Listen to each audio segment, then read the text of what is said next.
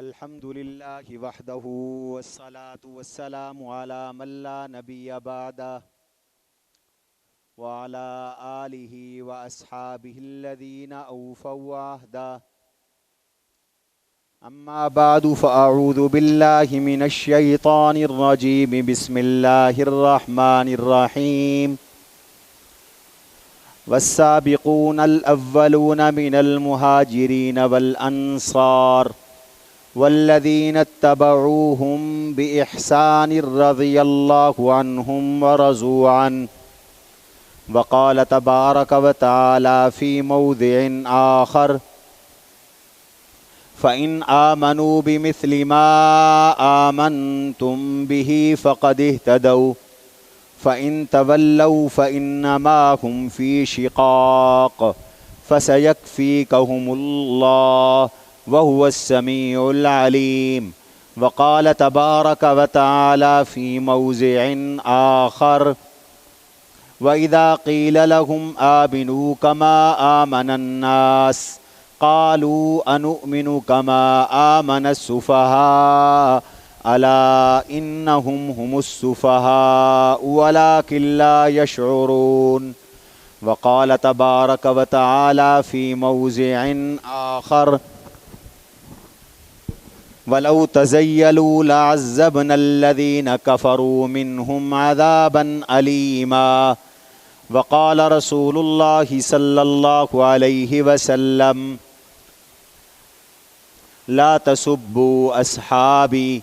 وقال رسول الله صلى الله عليه وسلم: طوبى لمن رآني ولمن رآني.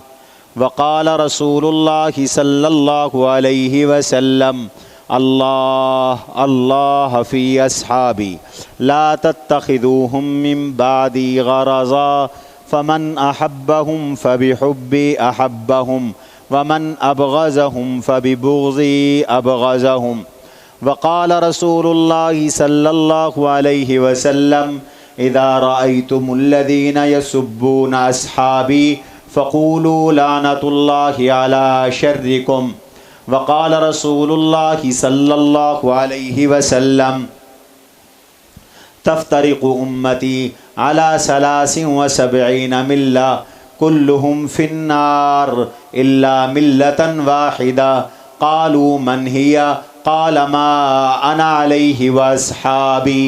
وقال رسول الله صلى الله عليه وسلم: إنه من يعش منكم بعدي فسيرى اختلافا كثيرا فعليكم بسنتي وسنة الخلفاء الراشدين المهديين تمسكوا بها وعزوا عليها بالنواجذ. صدق الله وصدق رسوله النبي الكريم. اللهم صل على محمد وعلى آل محمد كما صليت على إبراهيم وعلى آل إبراهيم إنك حميد مجيد. اللهم بارك على محمد وعلى آل محمد كما باركت على إبراهيم وعلى آل إبراهيم إنك حميد مجيد. واجب الاحترام بزرگوں اور عزیز ساتھیوں، آج ملک بھر میں اہل سنت والجماعت کے تمام مکاتب فکر کے متفقہ اعلان اور فیصلے کے مطابق یوم مدح صحابہ منایا جا رہا ہے، یعنی حضرات صحابہ کرام رضوان اللہ علیہم اجمعین کی اللہ نے اور اللہ کے نبی نے جو تعریف فرمائی، آج کا دن اس کے اظہار کا دن ہے۔ یاد رکھیے کہ ایک مسلمان کے لیے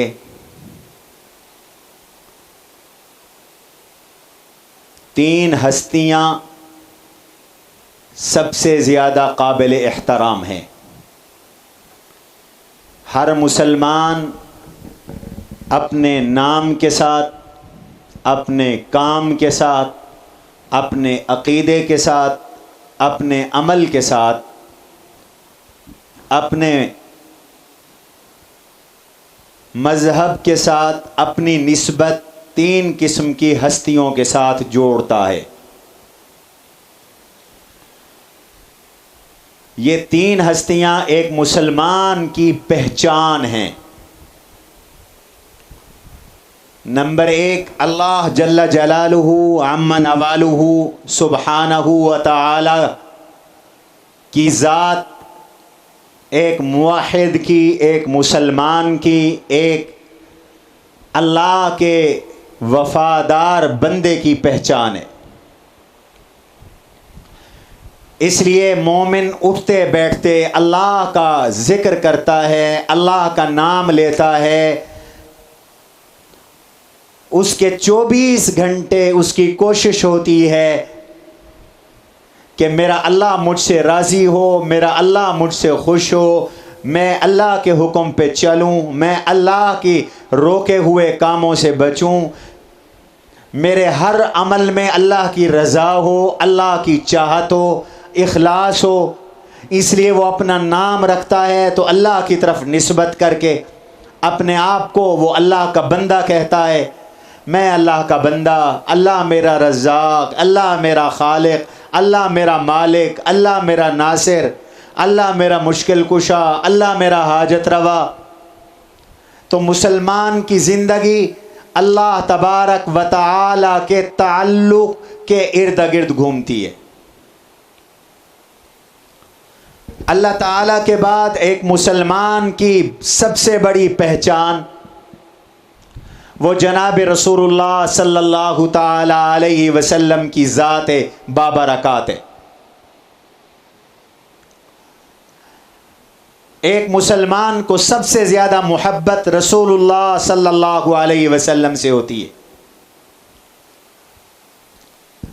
ایک مسلمان کا سب سے زیادہ تعلق اللہ کے بعد اللہ کے حبیب صلی اللہ علیہ وسلم سے ہوتا ہے۔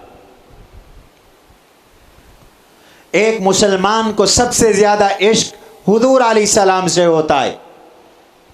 اس لیے ہر مسلمان اپنا عقیدہ حضور کے ساتھ جوڑتا ہے، اپنا عمل سنت اور حضور کے ساتھ جوڑتا ہے، اپنے لیے سب سے بڑی اتھارٹی حضور علیہ السلام کے فرمان کو قرار دیتا ہے،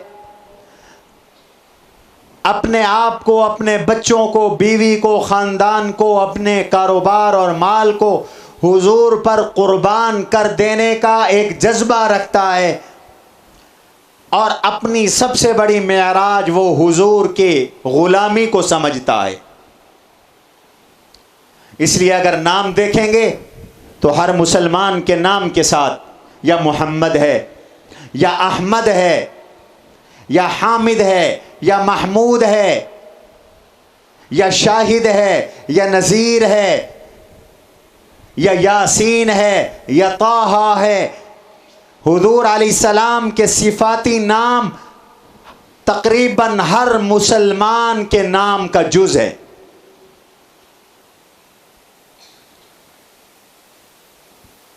یا اپنے نام کے ساتھ حضور کا نام، یا اولاد کے نام کے ساتھ حضور کا نام۔ یہ ایک مسلمان کی حضور علیہ السلام سے تعلق کی نشانی ہے۔ اور ایک مسلمان کے لیے حضور علیہ السلام کے بعد سب سے زیادہ جو قابل احترام شخصیات ہیں، سب سے زیادہ جن سے اعتقاد ہے، سب سے زیادہ جن سے محبت ہے، سب سے زیادہ جن سے تعلق ہے، سب سے زیادہ جن کے ساتھ ایک مسلمان اپنا تعلق جوڑتا ہے، اپنی نسبت جوڑتا ہے، وہ حضور کے صحابہ اور حضور کے اہل بیت ہیں۔ ہمارے مذہب کے یہ 3 درجے ہیں، ہمارے دین کے یہ 3 درجے ہیں، اس لیے کہ ہمارا دین اللہ نے عطا کیا، حضور علیہ السلام کو یہ دین ملا، حضور سے صحابہ نے لیا، اور صحابہ سے یہ دین امت کو پہنچا، ہمیں پہنچا۔ یہ دین کے 3 واسطے ہیں، اور یہ تینوں واسطے مقدس ہیں، یہ تینوں واسطے معظم ہیں، یہ تینوں واسطے ایسے ہیں کہ ایک ایک واسطے پر ایک مسلمان اپنا سب کچھ قربان کر دینا چاہتا ہے۔ اللہ سے تعلق نہ ہو، کوئی بدبخت اللہ کو بک بک شروع کر دے، خالق کائنات کی گستاخی اور توہین ہو، وہ مسلمان نہیں رہتا۔ وہ مسلمان تو کیا، وہ انسان کہلانے کے قابل نہیں ہے۔ اس لیے کہ اس سے بڑا غدار اور اس سے بڑا باغی اور کون ہوگا جو ایک ذات کی کھائے، ایک کی پیے، اسی کی زمین پہ رہے، اسی کے آسمان کے نیچے زندگی گزارے، اسی کی دی ہوئی آکسیجن استعمال کرے، اسی کی صحت اور اسی کی طرف سے دن رات اور ہر آن ہر لمحہ نعمتیں کھائے اور پھر اس کا انکار کرے؟ اس سے بڑا ناشاکر اور کوئی نہیں ہو سکتا۔ مسلمانوں کا ایسے بندے سے کوئی تعلق نہیں ہوتا، اسلام میں اس کی کوئی گنجائش نہیں ہے۔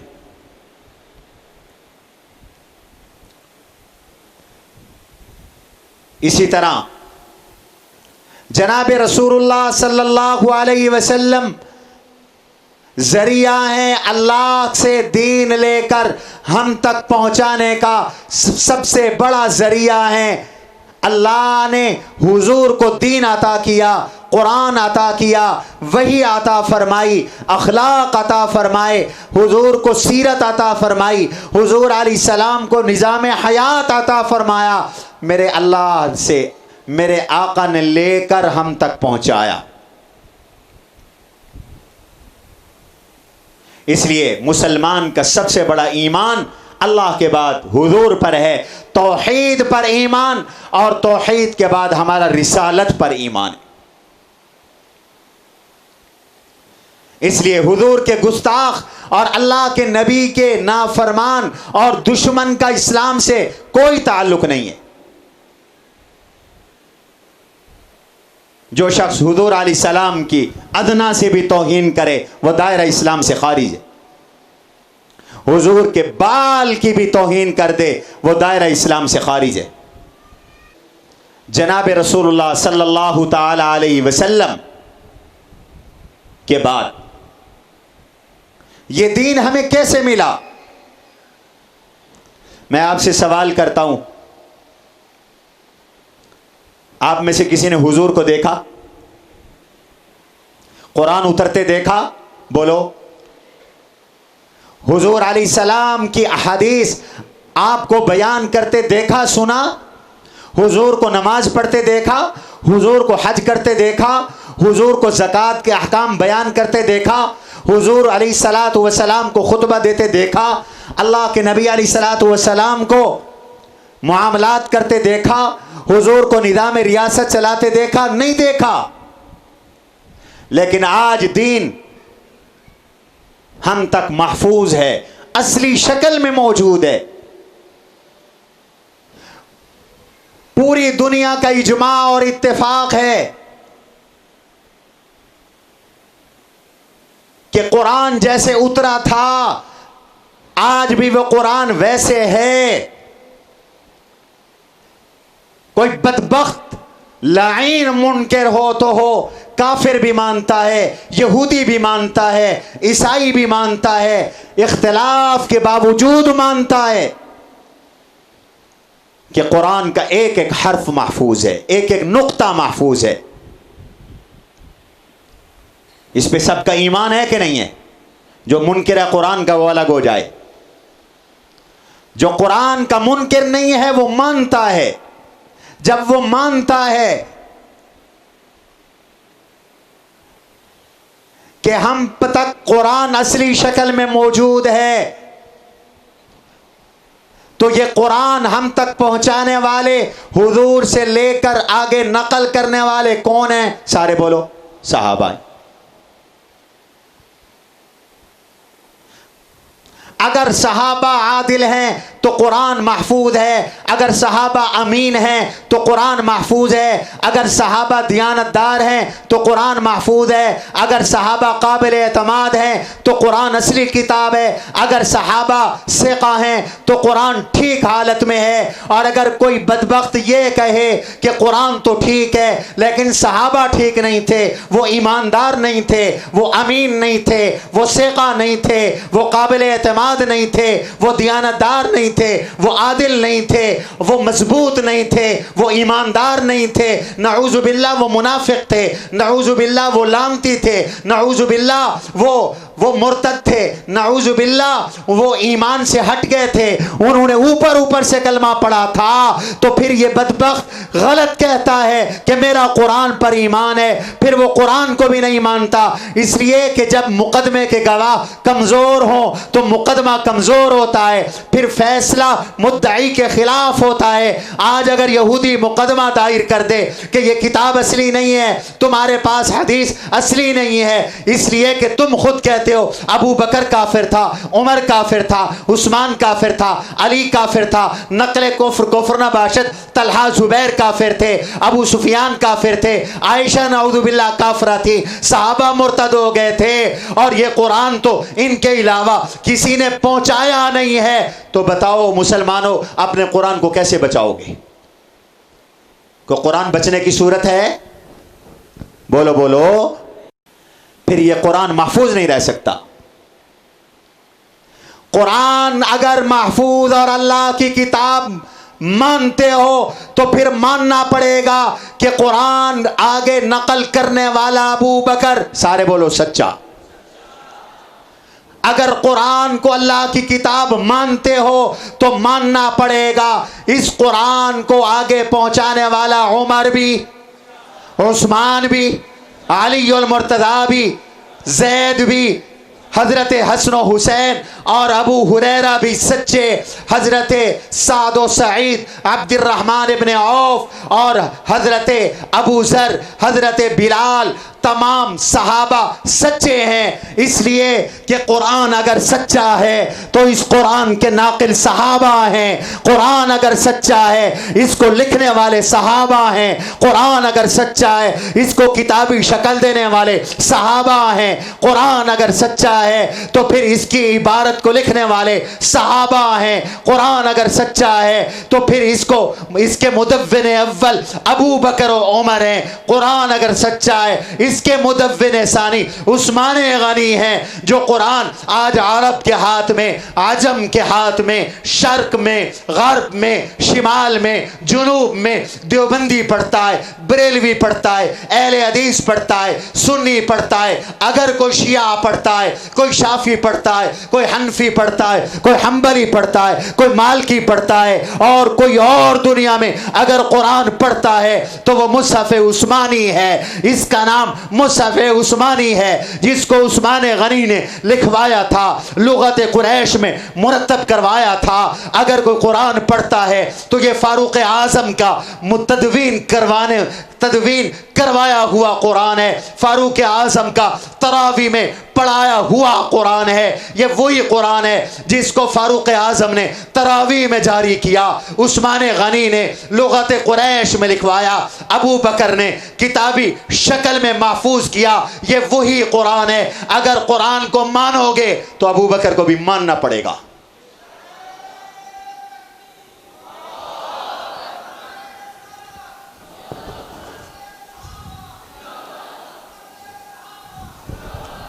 ابو بکر کو بھی پھر ماننا پڑے گا۔ ابو بکر کو نکال کر مجھے قرآن ثابت کر کے دکھاؤ، کوئی ثابت کر کے دکھائے۔ نمبر ایک، ناقل قرآن صحابہ، راوی قرآن صحابہ۔ میں تو اس حدیث کو نہیں لیتا جس حدیث کا ایک راوی کافر ہونا تو دور کی بات، صرف فاسق و فاجر یہ بھی دور کی بات، کسی کافر اور فاسق و فاجر کی روایت تو دور کی بات ہے، ایک ایسا راوی حدیث نقل کرے جو متقی نہ ہو، عادل نہ ہو، جماعت محدثین اس حدیث کو ایک طرف رکھ دیتے ہیں، یہ حدیث ضعیف ہے۔ کیوں؟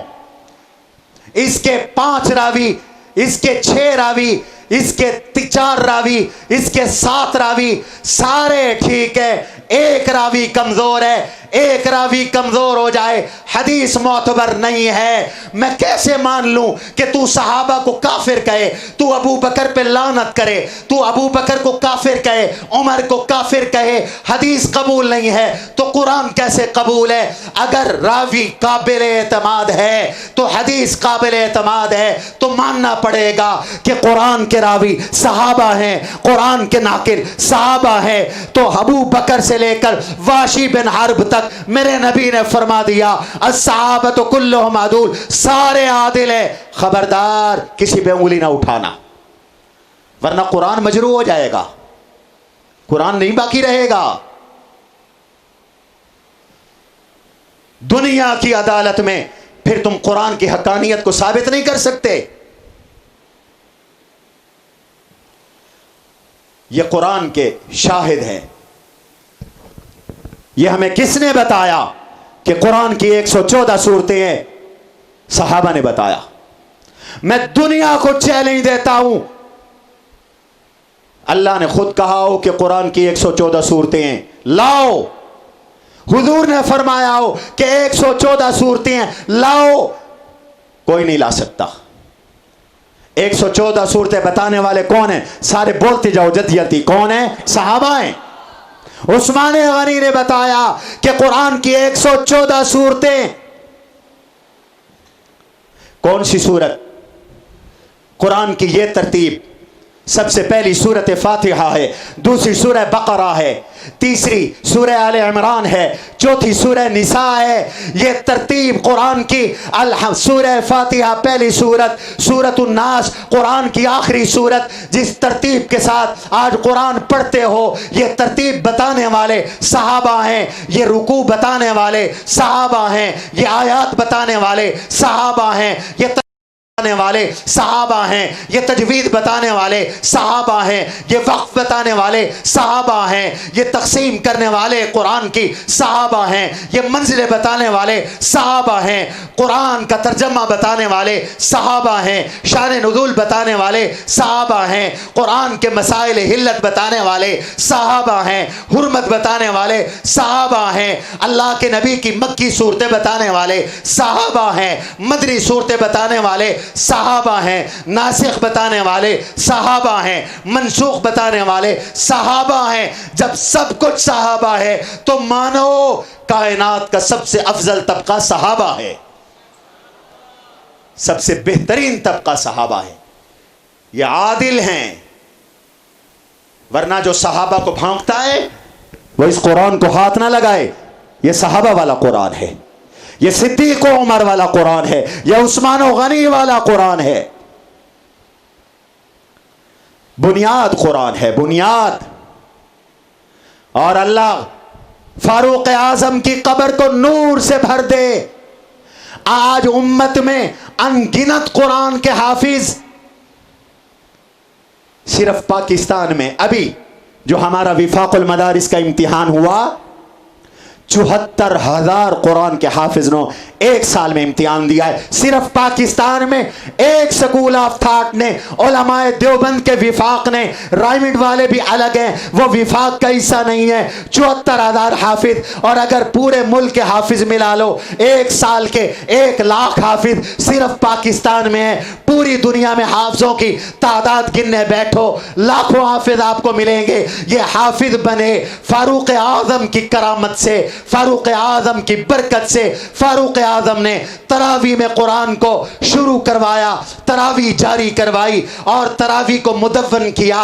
حضور علیہ السلام کی سنت کو مرتب مدون کر کے امت کو قرآن کے حفظ پر لگایا، حفظ قرآن کے مدرسے کھلوائے ہیں۔ اگر فاروق اعظم کو نکال دو گے تو پھر قرآن کا کوئی حافظ بھی نہیں بچتا، پھر قرآن کا کوئی حافظ بھی نہیں بچتا۔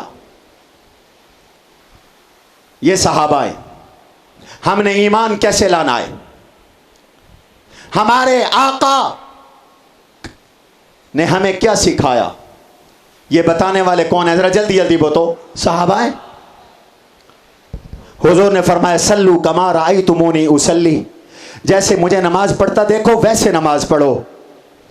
آج میں نماز پڑھتا ہوں اور میری کوشش ہونی چاہیے کہ میں مسنون نماز پڑھوں، سنت والی نماز پڑھوں. اور صحابہ کے دشمنوں مجھے بتاؤ کس نے بتائے کہ فجر کے 2 فرض ہیں؟ کس نے بتائے ظہر کے 4 فرض ہیں؟ کس نے بتائے عصر کے 4 فرض ہیں؟ کس نے بتائے مغرب کے 3 فرض ہیں؟ کس نے بتائے فجر کے 2 فرض ہیں؟ مجھے قرآن دکھاؤ، مجھے نبی کی حدیث دکھاؤ. حضور نے فرمایا ہو، قرآن نے بھی نہیں بتایا، حضور کے حدیث میں بھی نماز نقل کی گئی، تعدادیں نہیں بتائی گئی. مجھے تعداد نماز بتانے والے صحابہ ہیں، مجھے قیام بتانے والے صحابہ ہیں، مجھے رکوع بتانے والے صحابہ ہیں، 2 سجدے بتانے والے صحابہ ہیں، فجر کی 2 رکعتیں بتانے والے صحابہ ہیں، ظہر کی 4 رکعتیں بتانے والے صحابہ ہیں، مجھے تحیات سکھانے بتانے والے صحابہ ہیں، اور مجھے پوری نماز کی تعلیم دینے والے حضور کے صحابہ ہیں. حج کیسے کرنا ہے کس نے بتایا؟ بتاؤ. صحابہ نے. زکوٰۃ کا کیا نصاب ہے کس نے بتایا؟ آپ نکال دو درمیان سے صحابہ کو، پھر زکوٰۃ کے مسئلے نکال کے بتاؤ مجھے، پھر مجھے حج کر کے دکھاؤ. پورا دین ہم تک پہنچانے والے حضور علیہ السلام کے صحابہ. یاد رکھو دوستو، ایک بات یاد رکھو، وقت نہیں کہ میں اس موضوع کو کھولوں، میرے پاس پہاڑ جتنے وزنی دلائل ہیں اور کئی گھنٹے الحمدللہ میں اس پہ گفتگو کر سکتا ہوں. اور دنیا کے تم بڑے بڑے بیرسٹر بٹھاؤ، میں صحابہ کی عدالت پہ گفتگو کروں گا. اگر غیر مسلم بیرسٹر بھی میری گفتگو کو رد کر دے مجھے گولی مار دینا. صحابہ پہ انگلیاں اٹھاتے ہو، صحابہ پہ بک بک کرتے ہو. اتنا تو تم نے کبھی امریکہ کی صدر کو گالیاں نہیں دی، ہائے جتنی ابو بکر و عمر کو تم نے برسر بادار بکواس کر دی. او اتحاد امت کے ٹھیکیداروں، کبھی چوڑے میراثی کو اتنی گالی نہیں دی جاتی جتنی آج امیر معاویہ کو گالی دی جاتی ہے. تم نے لوارث سمجھا ہے، تم نے کیا سمجھا؟ مر گئے، آل سنت دفن ہو گئے. ہم زندہ ہیں اور صحابہ کی برکت سے زندہ ہیں، اور انشاءاللہ اس ملک میں صحابہ کا پرچم بلند رہے گا. نبی کے صحابہ ہمارے ایمان کا معیار ہے. بولو کیا ہے؟ نبی کے صحابہ ہمارے ایمان کا معیار ہیں. میں قرآن سے بات کرتا ہوں. اللہ کہتے ہیں اگر تمہارا ایمان صحابہ جیسا ہے تو پھر میری بارگاہ میں تمہارا ایمان قبول ہے. اگر تمہارا ایمان صحابہ جیسا نہیں ہے تو میری بارگاہ میں تمہارا ایمان بھی قبول بولو بولو نہیں ہے. اٹھاؤ قرآن. فَإِنْ آمَنُوا بِمِثْلِ مَا آمَنْتُمْ بِهِ فَقَدِ اهْتَدَوْا فَإِنْ تَوَلَّوْا فَإِنَّمَا هُمْ فِي شِقَاقٍ فَسَيَكْفِيكَهُمُ اللَّهُ وَهُوَ السَّمِيعُ الْعَلِيمُ. قرآن کہتا ہے ان آمنوا بمثل ما آمنتم، قیامت تک کے آنے والے لوگ میرے نبی کی جماعت اگر تم جیسا ایمان لائیں گے، ان کا ایمان ابو بکر، عمر، عثمان، علی، طلحہ، زبیر، عبد الرحمن ابن عوف، سعد، سعید، زید اور ابو ہریرہ اور حسن و حسین جیسا ہوگا تو ہدایت ملے گی. قرآن پڑھ رہا ہوں. فقد اہتدوا، ہدایت ملے گی. فَإِن تَوَلَّوْا فَإِنَّمَا هُمْ فِي شِقَاقٍ.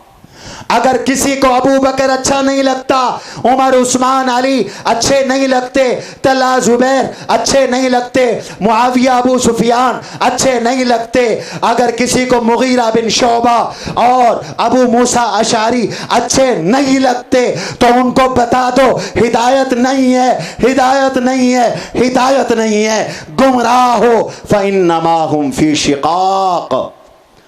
وہ اختلاف اور گمراہی میں ہیں.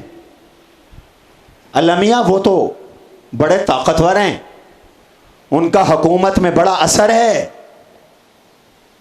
وہ ہمارے خلاف کارروائیاں کرواتے ہیں۔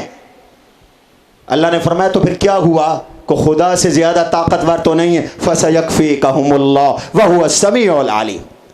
قربان جاؤں میرے اللہ کے اس فرمان پر، فَسَيَكْفِيكَهُمُ اللَّهُ وَهُوَ السَّمِيعُ الْعَلِيمُ۔ جو صحابہ کا دشمن ہے اس کو اللہ کافی ہے، اس کو اللہ کافی ہے۔ اس لیے تجربہ ہے، جو ابو بکر کو عمر کو بھونکتا ہے وہ دنیا میں ذلیل ہوتا ہے، وہ دنیا میں رسوا ہوتا ہے، یہ تجربہ ہے۔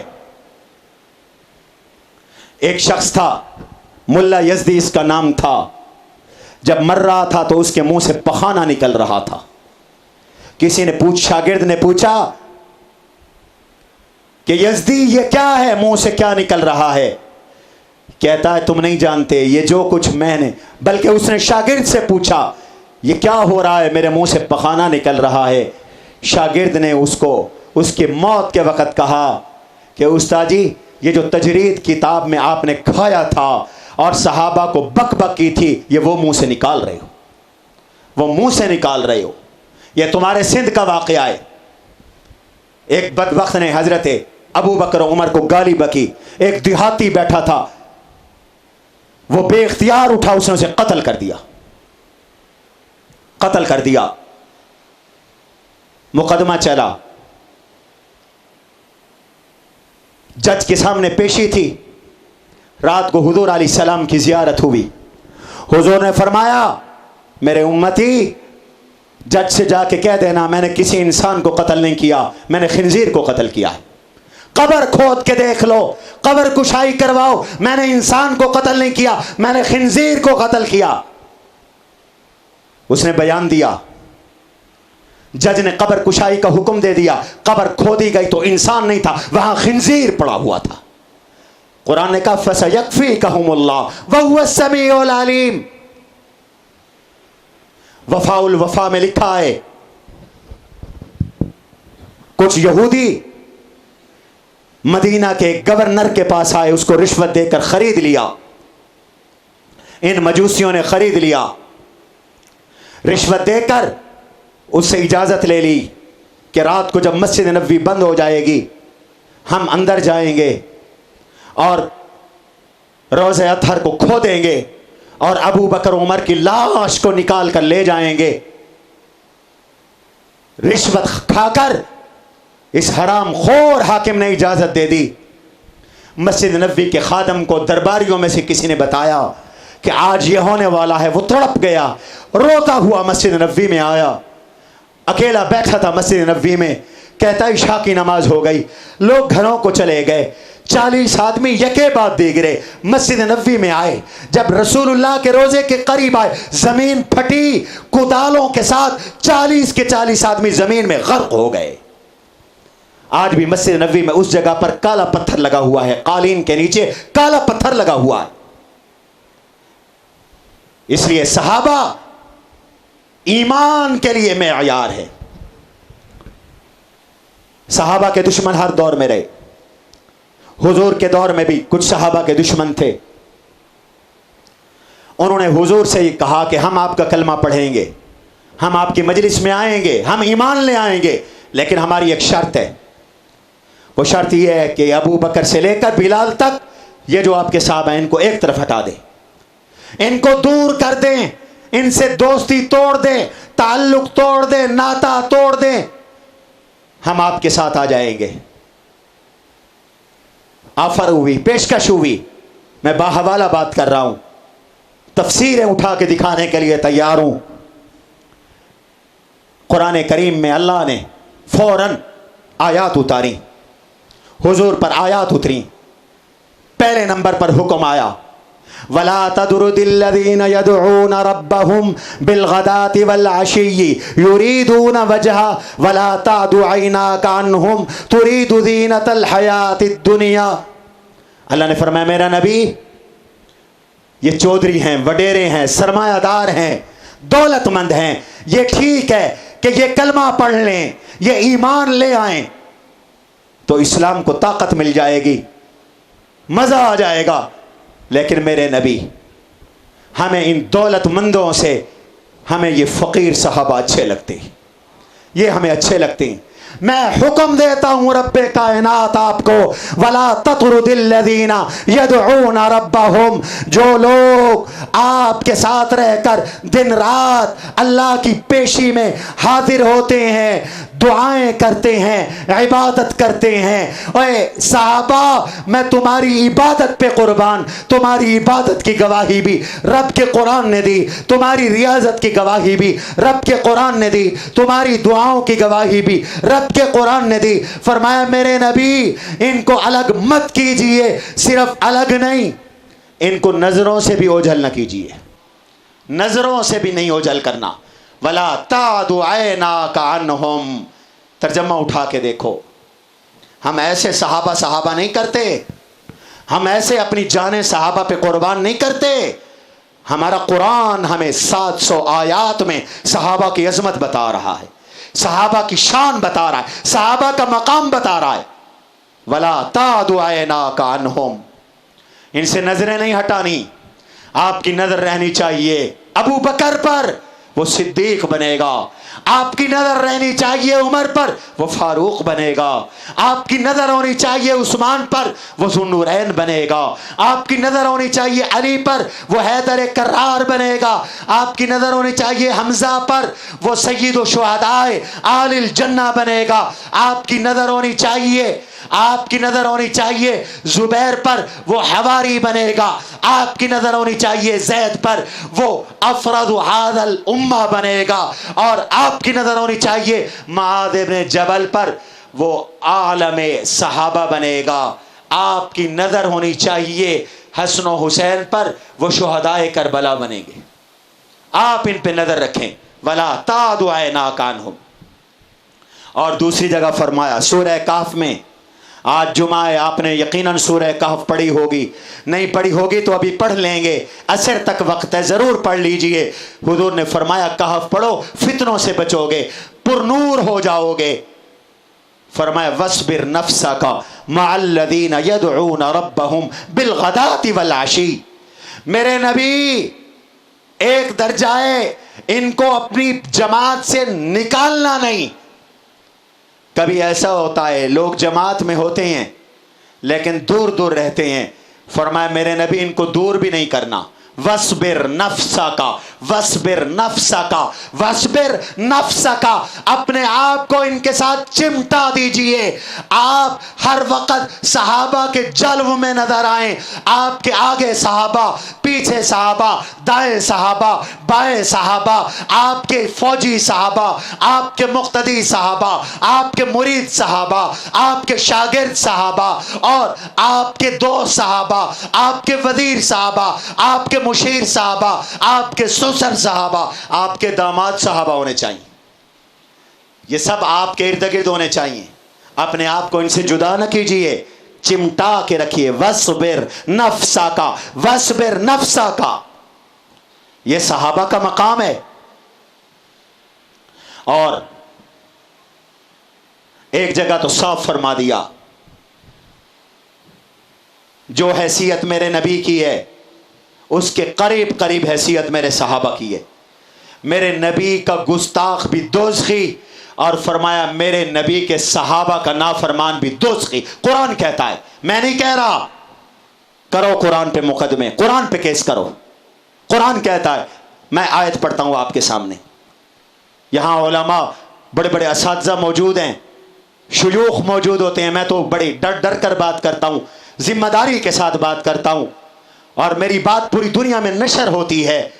میں ذمہ دار آدمی ہوں، میں آیت کوٹ کرتا ہوں۔ آپ آیت کا ترجمہ اٹھا کے دیکھیں، نبی قرآن نے کہا نبی کا نافرمان بھی دوزخی، صحابہ کا نافرمان بھی دوزخی۔ پڑھو آیت، وَمَن يُشَاقِقِ الرَّسُولَ مِن بَعْدِ مَا تَبَيَّنَ لَهُ الْهُدَى وَيَتَّبِعْ غَيْرَ سَبِيلِ الْمُؤْمِنِينَ وَيَتَّبِعْ غَيْرَ سَبِيلِ الْمُؤْمِنِينَ وَيَتَّبِعْ غَيْرَ سَبِيلِ الْمُؤْمِنِينَ نُوَلِّهِ مَا تَوَلَّى وَنُصْلِهِ جَهَنَّمَ وَسَاءَتْ مَصِيرًا۔ میرا اللہ کیا بات تو نے کہی، من یشاقق الرسول، جو میرے نبی کا نافرمان، وَيَتَّبِعْ غَيْرَ سَبِيلِ الْمُؤْمِنِينَ، صحابہ کے راستوں کو چھوڑنے والا، مَن يُشَاقِقِ الرَّسُولِ، جو میرے رسول کا نافرمان، وَيَتَّبِعْ غَيْرَ سَبِيلِ الْمُؤْمِنِينَ، صحابہ کے راستوں کو چھوڑنے والا، اللہ کیا ہے اس کا انجام؟ نُوَلِّهِ مَا تَوَلَّى، گمراہ کر دیں گے، وَنُسْلِهِ جہنم، دوزخ میں پھینک دیں گے۔ صحابہ کا نافرمان بھی دوزخی، رسول اللہ کا نافرمان بھی، بولو، دوزخی۔ قرآن کہہ رہا ہے، میں قرآن کو کہاں لے جاؤں؟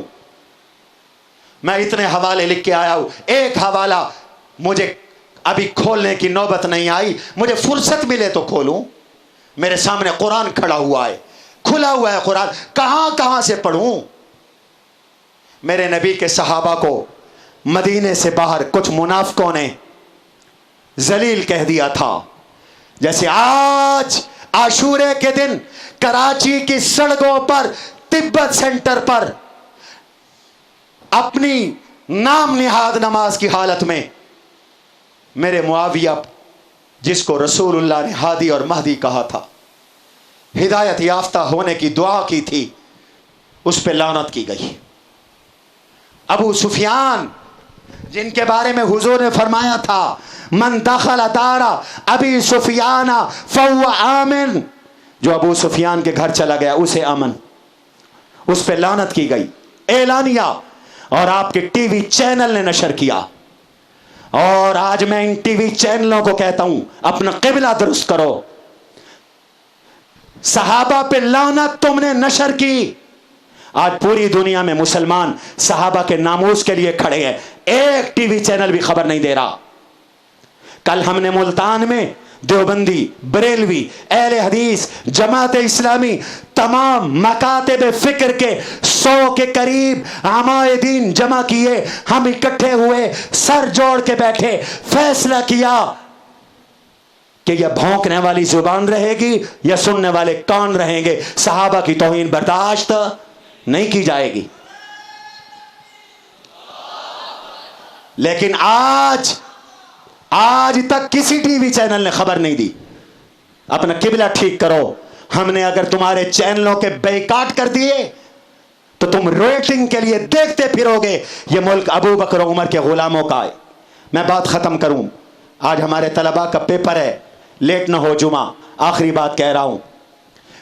کچھ لوگوں نے کہا تھا مدینے سے باہر جا کر، یہ صحابہ ذلیل ہیں، ہم عزت دار ہیں۔ انہوں نے صحابہ کو ذلیل کہا تھا اور پھر کہہ کر مکر گئے تھے۔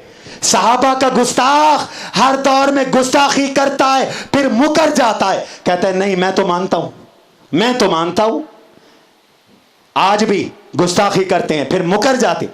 میں نے تو اسلام آباد میں یزید کے بارے میں کہا تھا، میں نے تو ابو بکر کو کافر نہیں کہا تھا، یزید کو کافر کہا تھا، پھر جرت نہیں، مکر جاتے ہیں۔ اس دور میں بھی مکر گئے تھے، ذلیل کہا۔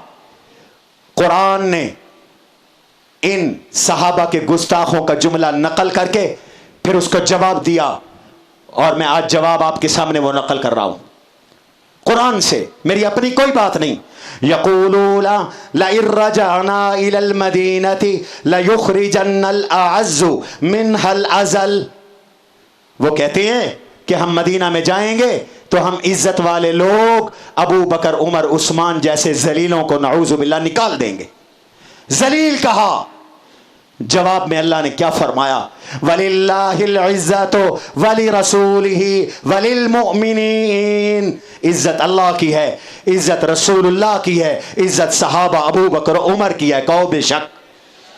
عزت اللہ کی، عزت رسول اللہ کی، عزت ابو بکر، عمر، عثمان، علی، طلحہ، زبیر، نبی کے صحابہ کی۔ اور جو نبی کے صحابہ کو ذلیل کہتے ہیں، بے وقوف کہتے ہیں، قرآن کہتا ہے وہ خود بے وقوف ہے۔ اس لیے صحابہ ہمارا ایمان ہے، اور ہم بھرپور احتجاج کرتے ہیں کہ اس محرم میں صحابہ کو کافر کہا گیا، لعنتیں کی گئی مجلسوں میں، جلوسوں میں۔ ان کتوں کو لگام ڈالو اور ان کو گرفتار کرو، ہونا چاہیے کہ نہیں؟ آپ کے شجاع آباد میں ایک بدماش نے فیس بک پہ کمنٹ کرتے ہوئے حضرت امیر معاویہ پہ لعنت کی ہے۔ ہم اس لعنتی پر مقدمے کا مطالبہ کرتے ہیں درخواست ہمارے نوجوانوں نے تھانے میں جمع کروا دی ہے، اگر شیرآباد اور ملتان کی انتظامیہ کو امن عزیز ہے تو معاویہ کے دشمن کو جیل میں بولو ڈالنا پڑے گا کہ نہیں ڈالنا پڑے گا؟ اگر چاہتے ہو کہ لوگ خود انتقام نہ لیں، پھر ان گستاخوں کو جیل میں ڈالو۔ جس نے اسلام آباد میں ابو بکر کو کافر کہا، اس کو جیل کی سلاخوں کے پیچھے ہونا چاہیے کہ نہیں؟ بولو۔ آج زلفی بخاری اسے بچا رہا ہے۔ عمران خان کے بہت سارے مکار وزیر صحابہ کی توہین کے ذمہ دار ہیں، ہم انہیں ذمہ دار سمجھتے ہیں۔ عمران خان نے لگام ڈالو، عوام کھڑے ہو گئے تو سنبھالے نہیں جائیں گے۔ ہم نے جنوبی پنجاب کی حد تک آل سنت کے تینوں طبقات کو یکجا کر دیا ہے۔ ان قریب انشاءاللہ ہم ملتان کے کسی بڑے گراؤنڈ میں، قاسم باغ قلعے پر یا کسی اور جگہ پر ہم عظمت صحابہ کانفرنس کرنے والے ہیں، جس سے دیوبندی، بریلوی، اہل حدیث، تمام مکاتب فکر کے علماء خطاب کریں گے، اور جو اپنے آپ کو سنی کہتا ہے 10 سال کے بچے سے لے کر 70 سال کے بوڑھے تک وہاں جمع ہوں گے، اور ہم دنیا کو بتائیں گے کہ ملتان صحابہ کے غلاموں کا شہر ہے، صحابہ کے گستاخوں کا شہر نہیں ہے۔ وما علینا الا البلاغ المبین۔